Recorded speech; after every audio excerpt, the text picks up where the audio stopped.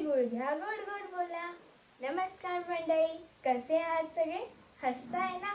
मी तुमची लाडकी रक्षिता आणि तुम्हा सर्वांचं स्वागत आहे.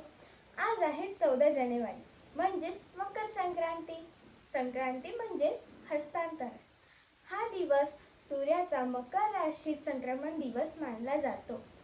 मकर संक्रांती देशभरात मोठ्या उत्साहाने साजरा करतात. याला बिहू, माघी, उत्तरायण, पोंगल असेही म्हणतात. या दिवसांमध्ये शेतात आणि मळ्यात आलेल्या धान्याचे वाण स्त्रिया एकमेकांना देतात.